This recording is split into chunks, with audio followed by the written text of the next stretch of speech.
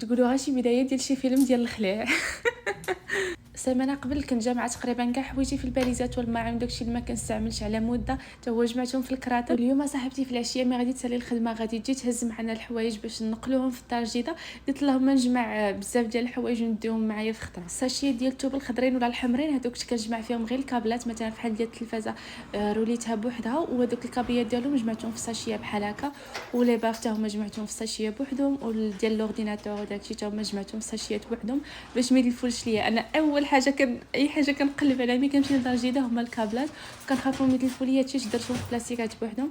اما بالنسبه للكراتن اي حاجه كنت كاتبه فيها السميه ديالها يعني ديالاش، والحاجه اللي كنستعملها بزاف جمعتها في كرتونه بوحدها، مثلا بحال الكيسه اللي كنستعمل ديما ولا الطباسل كنجمعهم في الكرتونه وحده. مثلا ملي غادي نمشي للدار الجديده كنحل دوك الكراتن هما الاولين وملي غادي نستعمل حتى من بعد تدوز واحد السيمانه ولا نهار الثاني ولا عاش كنبدا نحل الكراتن الاخرين. انا كنشارك معكم الطريقه ديالي كيفاش درت ملي بغيت نتحول ونفعتني بزاف، نتمنى ان شي واحد حتى هو تنفعو شي نهار.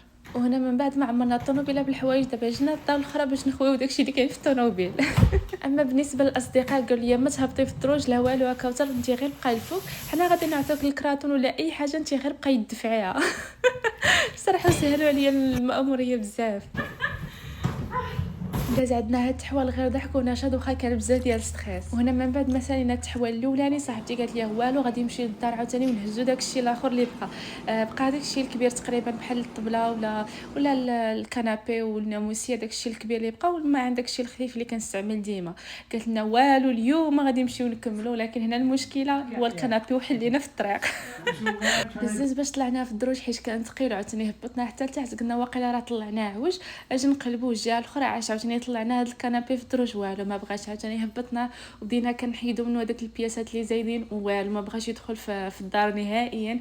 بقى حل واحد اننا نحيدوا هذا الباب، ولكن المشكل في الباب انه كان واحد الباب صحيح بزاف ديال ديروا الله يحفظ مثلا ملي كانت على العافيه في الدار هذا الباب كيحبس العافيه باش ما تهبطش في الدروج ولا ما تمشيش للجيران واحد 45 دقيقه بما وصلوا البومبيه وداكشي. اوغوزمون كان معنا واحد الصديق خدام داكشي ديال الكونستركسيون قال نعطيني واحد 20 دقيقه نمشي للدار نجيب الماتريال ونجي. صراحه انا كان كيسحابني ما غاديش يعاود يرجع حيت كان ضرب معنا واحد التماره بزاف.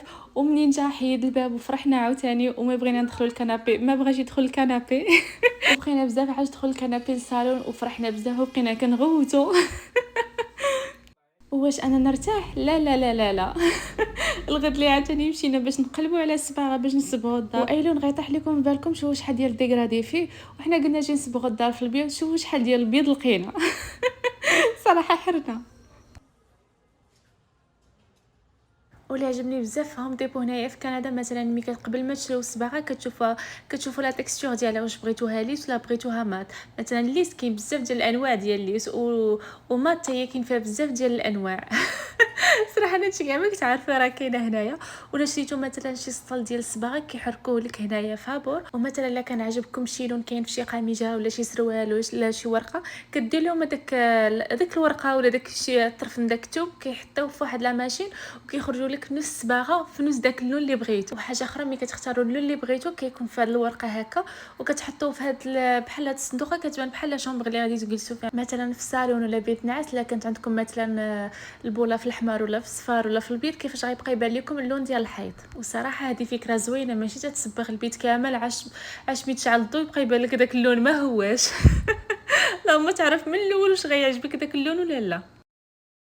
انا راه بقيت كنشعل لكم في هاد الضوء ونطفي فيهم حتى ما بقاش خدامه هاد التليكوموند.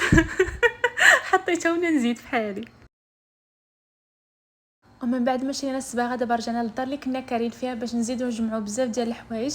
هاد الماعن اللي كنت خليت هما اللي كنستعمل ديما ولكن غادي نحاول نقص منهم بزاف. غادي نخلي غير داكشي اللي غيخصني في هذيك السيمانه ولا جوج سيمانات اللي غادي نبقاو فيها في هاد الدار. عارفه هادشي مرون بزاف حيت الشهر الاخراني ما عرفت راسي غادي نتحول ما بقيت كنستف ما بقيت كندير حتى شي حاجه كنجمع داكشي في بلاستيكات وكنحطهم حيت عارفه ملي غادي نمشي للدار جديده ان شاء الله غنبقى نستف داكشي يعني بلا ما ندير الخدمه جوج مرات. وهنا تعشينا دغيا ودابا غادي نمشيو للدار جديده باش نديو لها داك الصباغه وداكشي اللي شرينا ونشوفوا شنو خاصها شي حاجه. وهذا لتحت ديال العماره اللي كنت ساكنه فيها كنتسنى واحد لا كوموند كنت كومونديتها باش نديها معايا للدار جديده، وانا غنحلها معاكم دابا.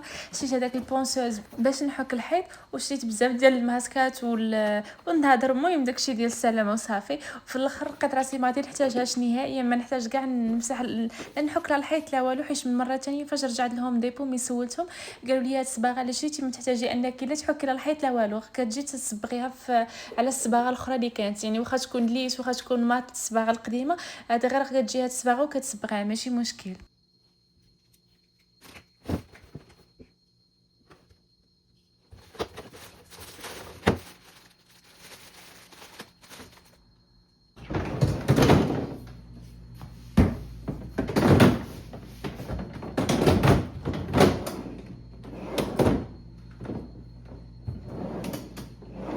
وباش ما يجيش الفيديو طويل غادي نحبس هنايا حتى الفيديو الجاي، غادي نوريكم كيفاش صبغت والديكورات اللي شريت، وغنديكم معايا بطبيعه الحال كيف تقداو معايا حتى نتوما.